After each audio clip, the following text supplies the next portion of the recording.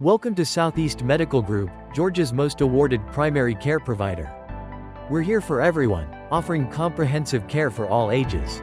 Our services include annual checkups, chronic disease management, vaccinations and immunizations, women's and men's health services, pediatric care, geriatric care, and mental health support. With state-of-the-art facilities and a compassionate team of experts, we provide personalized care for you and your loved ones. Experience award-winning care today. Schedule your appointment now and see why we're Georgia's top choice for primary care. Southeast Medical Group, your health, our priority.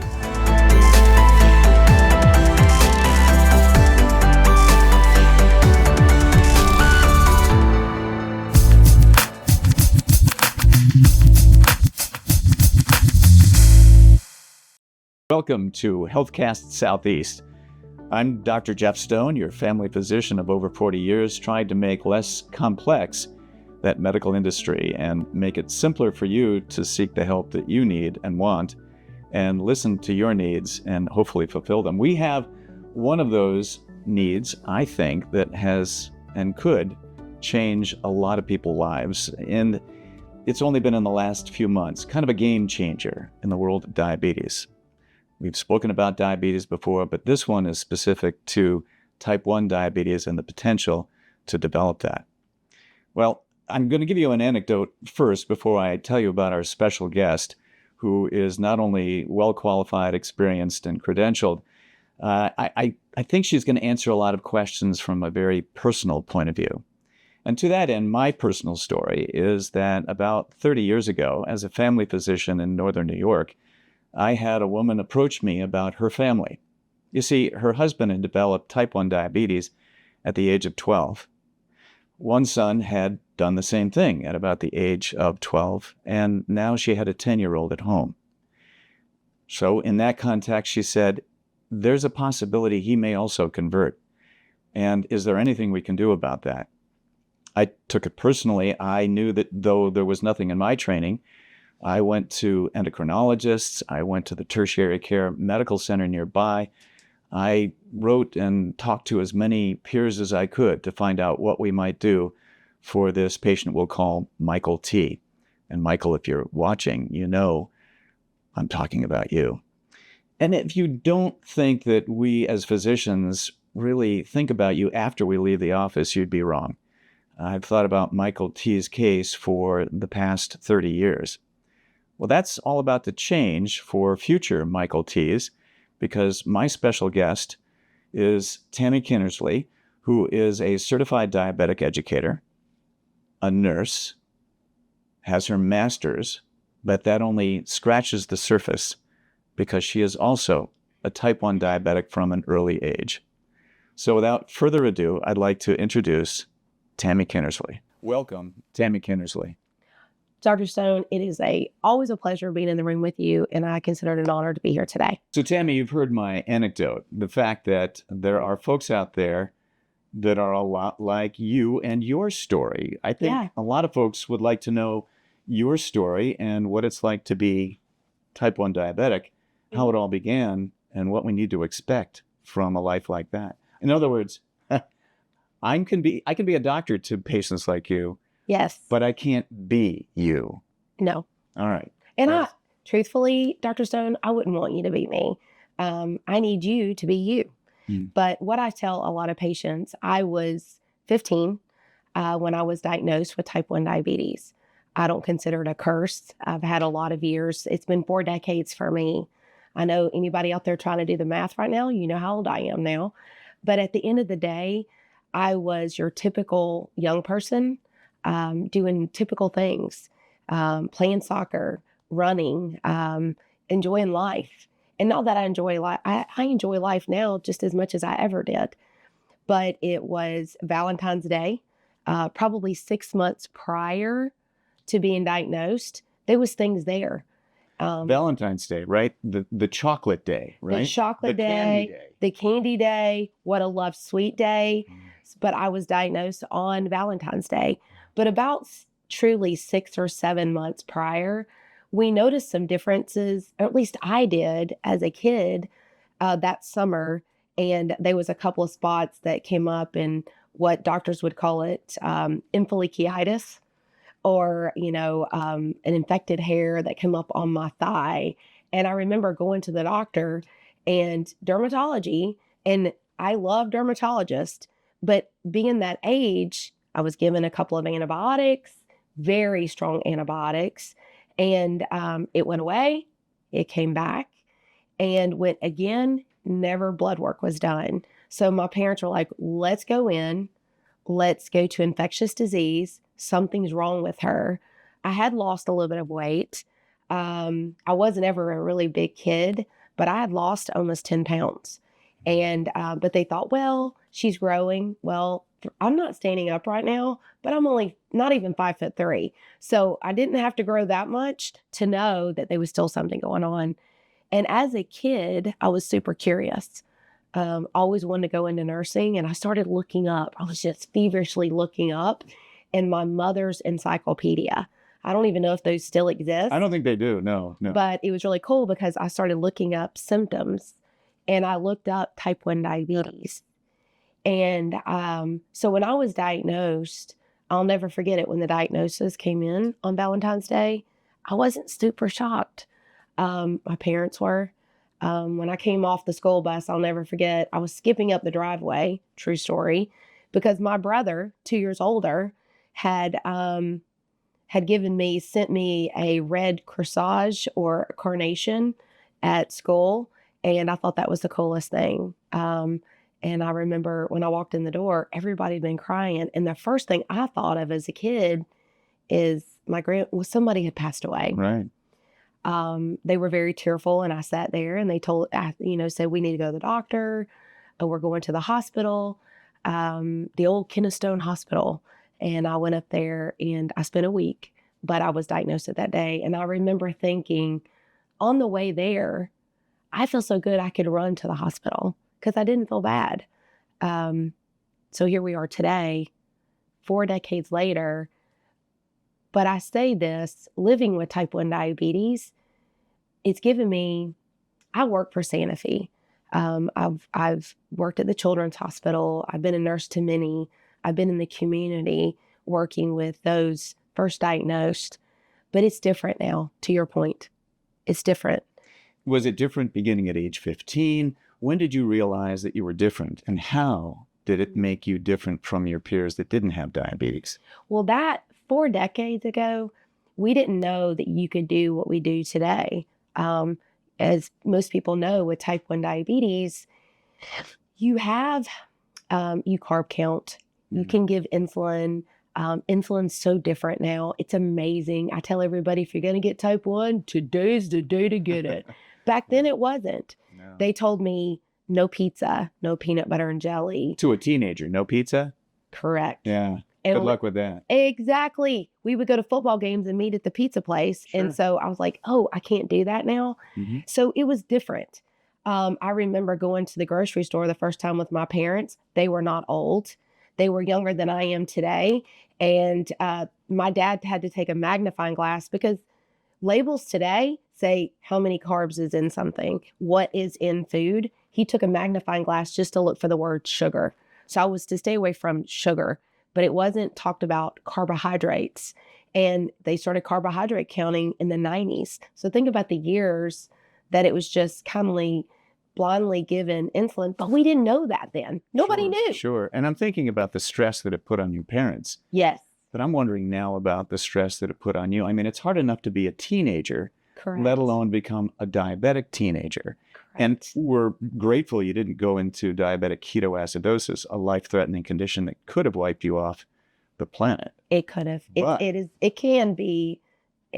People do die from it. That's right. They So do. that's another reason why maybe early diagnosis, monitoring, that sort of thing in this day and age could change all of that. Yes. But I'm just curious again, because not a lot of people know about that experience because unless they have a friend or a family member, they may not Correct. know. That's correct. I will give you, and you know from a personal point of view that I have a type 1 diabetic son-in-law Yes. who I lived with for a while Yes. and who I often vacation with. Yes. Okay, so I'll give you an anecdote. Maybe you can throw out anecdotes my way as well too. Absolutely. But you know, my favorite thing to do is go out hiking. And Yes. in the early days of our getting to know each other, I took him up a mountain in Maine, a 2,000-foot climb over 5 miles on a hot summer day. And he's insulin dependent. Yes. And he and we brought snacks with us. But I'll never forget when it was over. He couldn't get enough orange juice down. He couldn't get enough sweets in his body Yep. to protect him from the hypoglycemia that he was experiencing at that point. Yes. We even had to go out to the local pharmacy to Mhm. try and find a glucagon pen Yes. so that we could save him if he ever got so low that he couldn't physically drink. Correct. I was stressed, Of course. and I'm a doctor. Okay. Right. But I was stressed. His wife, my daughter, was stressed. Of course. Right. I know he was stressed. How did you handle the stress early on? What sort of changes? Could you play soccer? Could you do the things that your peers Yeah. did? Well, in true fashion, I was scared. I was always scared of that. Today, I get to counsel or speak with a lot of families, or in my previous role, where kids can play sports and do it very successfully. We have things, continuous glucose monitoring now. Insulins are better. They're because of research. But I was honestly, for lack of better words, I was frightened or chicken to do anything that I shouldn't have done. So I think diabetes at the time for me kept me from doing some things I could have done and wish I would have done because of low blood sugar. And it can be very frightening. And I think a lot of people are so frightened of glucagon when there's nothing to be scared of. We know if you have too much insulin, you give carbohydrate. You give fast-acting carbohydrate. It's not a candy bar. We know that we don't need fat and chocolate. Nothing wrong with that. You can eat it, but we need you to have Smarties or Sweet Tarts. And I'm not here trying to advertise for anybody, or orange juice, because we need glucose immediately for them. But when you get depleted, so for your son-in-law, my heart kind of goes out to him, because it is a fearful thing. You're like, how much lower will it go? Yeah. And are you on now the newest and the greatest insulin pumps out there that now shut that insulin production off by monitoring blood sugar? All of that's communicating together. If you have Bluetooth. If you have Bluetooth. Now, can I tell you that we took him out backpacking in the middle of, nowhere nowhere in Colorado. And he couldn't use that. Yeah. So, and you don't think about things like that. I didn't think about that. Yeah, but he may not have even thought about, do I need a meter to Right. check my blood sugar? Because Yes. those still work. Right. And it's good to always have those as backup. But truth be told, if I was being completely honest now, I may have one of those at my house right now and don't even know where it's packed. But at the end of the day, you don't always think about those things, and it can be very frightening. So there's a cost associated with all of this. CGMs are is. not cheap. They're not. Medications, especially the latest and greatest insulins, are not cheap. What has this meant for you in getting insurance payments, prior authorizations, prior or otherwise, the pre-existing condition that the insurance Yeah. companies often resist to give you a decent insurance at a decent premium? What has that meant for you and your family? Well, I've been very fortunate that my parents both had really, just your average income and family. But my dad, both my mom and dad at the time, you could have one insurance, and what one didn't pick, the other one picked up. You can't do that anymore. You have to have a primary insurance.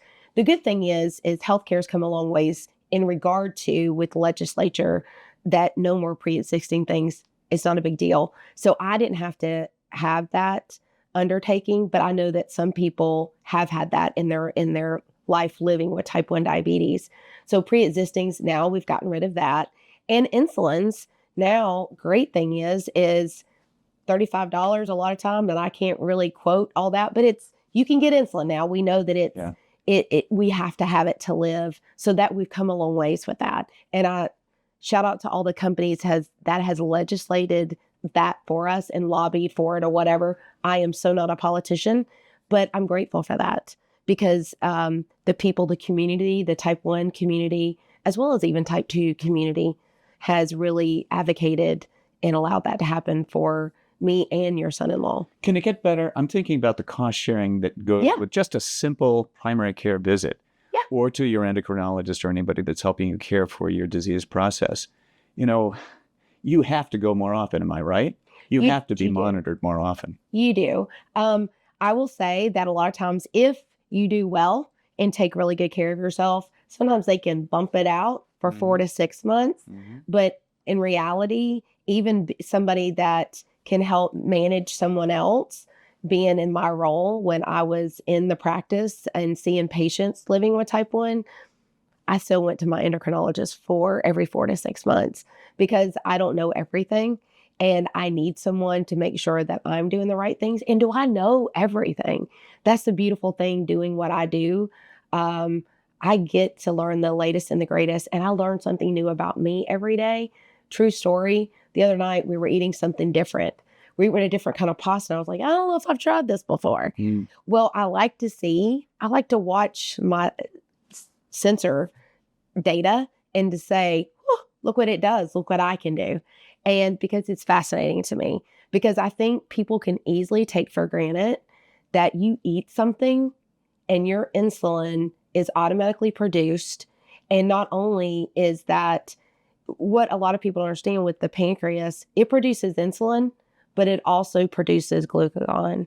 And you have alpha and beta cells. Well, if you don't have beta cells working in your body, guess what? That's what triggers alpha cells. So for somebody living with type 1 like me and your son-in-law, because we're not producing insulin and we give it to ourselves, the alpha cells don't know to kick in, hence the reason we have to have glucose. So that is something people don't realize. And it's not that, oh, feel sorry for me, I have type 1, but it's every day of your life. And insulin, well, it's amazing as it is, and it's been in existence for over 100 years and saved so many lives. It's a Band-Aid. Yes. It's a Band-Aid. Yeah. I want to make a quote, and I'm going to paraphrase this because it was actually made only recently that I saw in another video from an acquaintance that you and I have, and Dr. Robert Bush in the Northeast. And Bob, if you're watching, thank you for this. But his quote goes something like this, that wherever you develop diabetes, it casts a shadow on the rest of your life. In that context, if you're diagnosed at 10 or 20 or 60, the difference is remarkable, right? So it's for the rest of your life every day.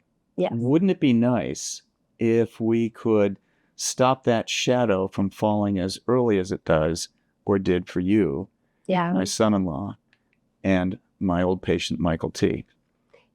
I would 100% say yes.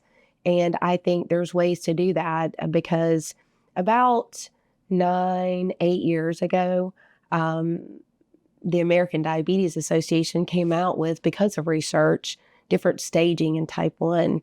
And that's news to a lot of people, whether it be endocrinology knows a lot about it, but it may be new to some newer endocrinologists as well as primary care. It's new for them because it's not something y'all intimately take care of, people with type 1, but they see you for other disease states. But that being said, if now we can screen patients of at least those with first-degree relatives, those with type 1, or anyone else with maybe autoimmune diseases or things like that. What are some of those autoimmune diseases? Very good question.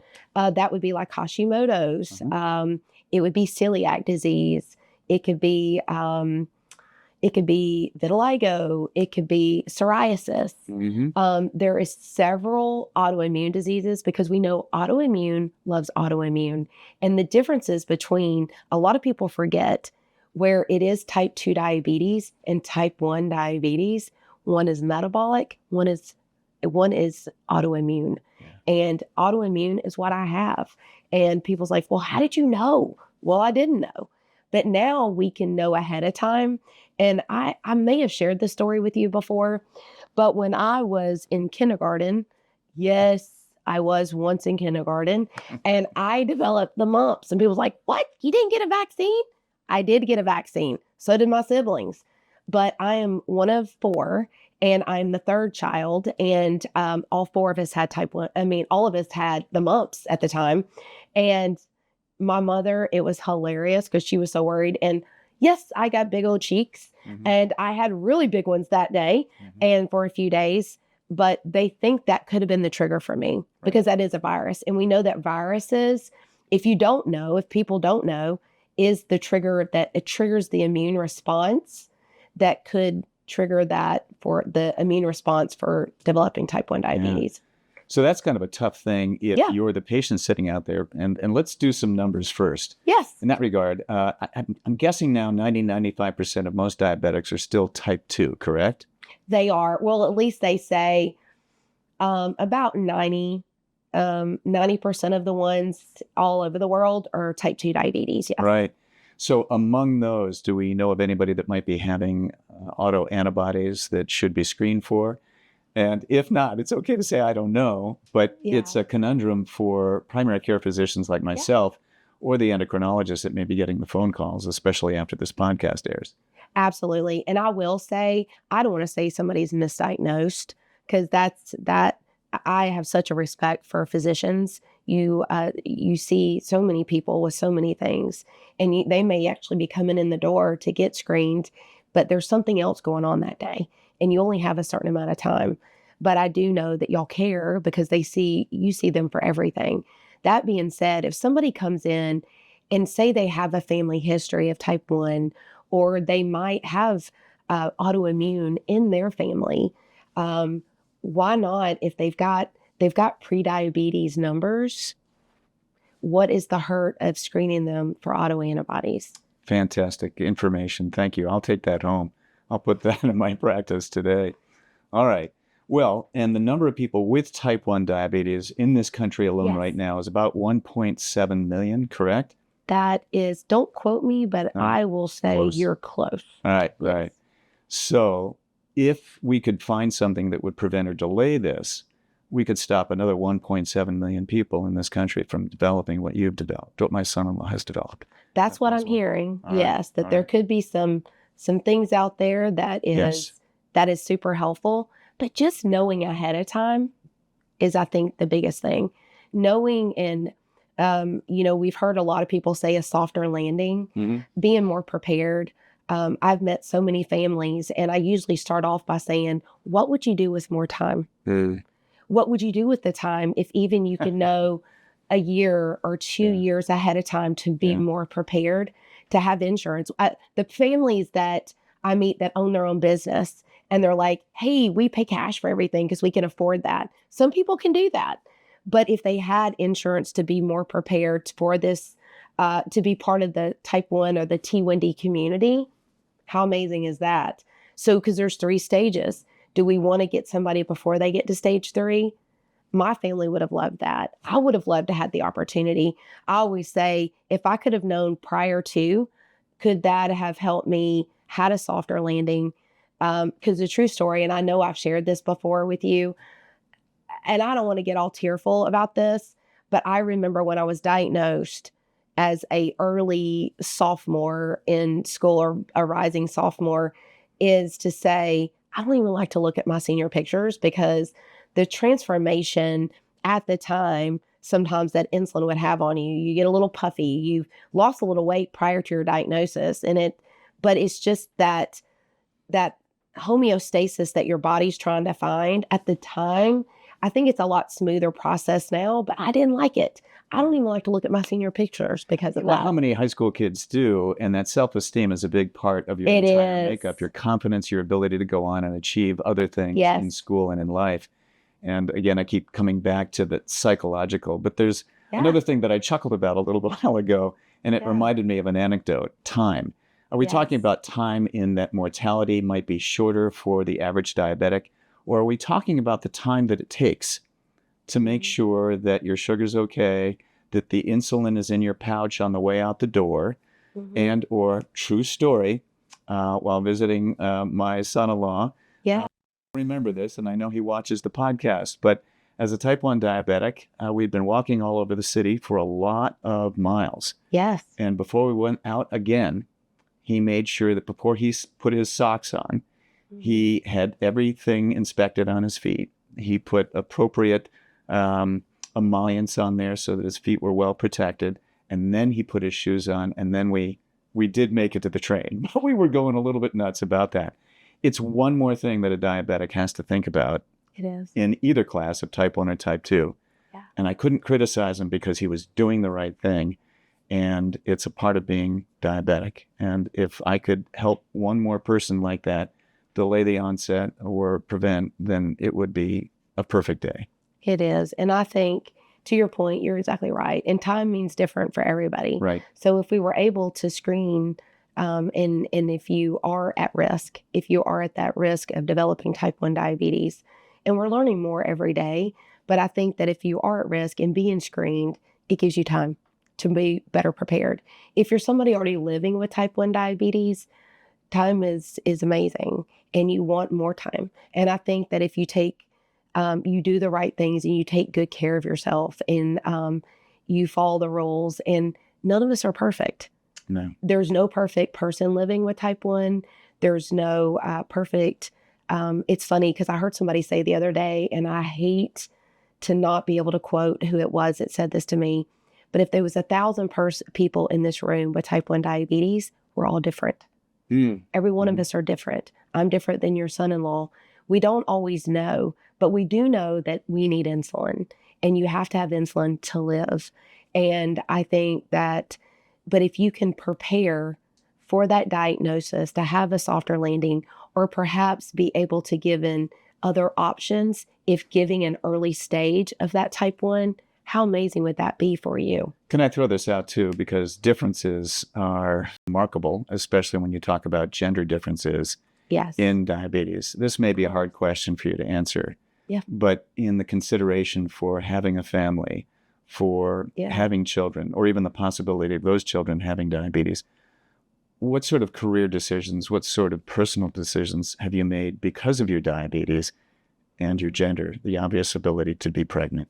Yeah, and that's makes me a little tearful when I think about it. Yeah, and you know, you don't. No, I want to answer it because I think the world of you. I grew up in the era, because like I said, it's been a little over 4 decades for me. I grew up watching Steel Magnolias. Everybody saw that movie. There's been a second take on Steel Magnolias, and it wasn't. It scared me, but I didn't know then what I know now. Now I wish I could go back.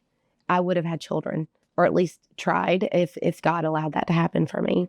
However, people can be very, it's a choice, it's individual choice. And I know so many people living with type 1, and they're amazing moms, and they have amazing kids, and they're healthy. And I love that about them. And then their kids actually have type 1, and they'll get to make that decision. But it is a personal choice. And if I could go back, I would have. But I encourage anybody to take care of themselves so they can have a choice. Knowing and taking care of yourself, you want to have choices. Right now, in this era of type 1 diabetes, we get a choice. Yes. And we've never had a choice but insulin. And there's choices now. And I think if I don't say anything else, is I want primary care. I want family physicians. I want endocrinologists. I want others to be able to give people a choice. And by screening them and getting the education they need, it allows them that opportunity. Tammy, you mentioned, some of the naivete and the stress that parents go through, let alone the patients themselves. Is there a place that kids can go and be with other kids like you? Tell me about it. Well, it's quite an opportunity, because these kids, to your point, parents and kids alike, kids need to be kids. Mm-hmm. They need to still know that they're a kid at the end of the day, but they also live with type 1. These kids are extremely responsible, but parents need to be able to get acclimated to being a parent of someone with type 1 diabetes. It's very stressful for families because it's always the monitoring and things like that as this child is growing older. When I speak with families, I usually say you have capes, you're superheroes, but I also think those children are superheroes in their own right. But there is camp. So there is a diabetes camp in Georgia. I'm not sure if I'm allowed to even say the name. They're amazing. And they do family camps, spring camps, fall camp. There's camp for children, overnight camp and day camp in the summer. And I will tell you, they are amazing individuals there. And I don't work for them, but I've had a very unique opportunity to be able to work with them and share education there with families. So thank you for asking that, because I think people need to know that there's things for them, but there's even things for those that are diagnosed with type 1 as an adult. There's breakthrough T1D that used to be called juvenile diabetes. It's no longer a juvenile disease. And we know that 60% of the people being diagnosed now in their early 20s. Wow. So let's think about that. Yeah. And I know there are more resources in other communities in the Northeast. We had the kids camp. Yes. I can't remember if there was an adult equivalent, but yeah, obviously there's a lot more resources that we can get through the internet and local regional centers that, need to, want to help out. Yeah. And even through what they call breakthrough T1D, they have mentors. So you can, once you're diagnosed, and they can match you even with a mentor to kind of help you with your journey through just living and becoming that person with type 1. I always say there's a reason for everything, and how amazing it is that if you embrace this, the platform that you could have and the difference that you can make in other people's lives is amazing. Look what you've done. That's all I can say. Thank you. Can I say, I want you to keep sending the message and the enthusiasm and the energy that you've displayed today. And if I have anything to do with it, I'll continue to give you more platforms like this. Well, I consider it an honor. You've taught me a lot. I've told so many people. I met you many years ago, and I'll never forget, you made my day, because as an educator coming into practices, you said to me, I am so glad you're here today. I get to learn something. I learn something new every time you're here. How it made me feel as a person, a nurse, that loves to teach about diabetes, whether at the time it was type 2 or type 1. You made me feel very significant, and I appreciate that very much. It's an honor to be here with you, and just an honor to share my story, because I feel like I've been successful in my life living with type 1. You have. Yes, you have. But I want to give that to others, and I want others to have more options. Tami Kinnersley, I can't say thank you enough, but I'm going to try. Thank you. Thank you for this opportunity. I'd like to thank you all for tuning in to Healthcast Southeast today with our special guest, but I'd also like to thank other people too. Adedayo Ojo, Gonzalo Fanola, and the production team at Southeast Medical Group, who have underwritten this task, and it wouldn't be possible without them. But you need to know that this was recorded in November, Diabetes Awareness Month. So even if you're seeing this in January, February, or beyond, we're thinking about it all the time. But at the end of November, we're also thinking about one more thing, and that's the gratitude that we extend to everybody that we know, family, friends. And on this Thanksgiving time, may you have the best of all times. For now, have a great day.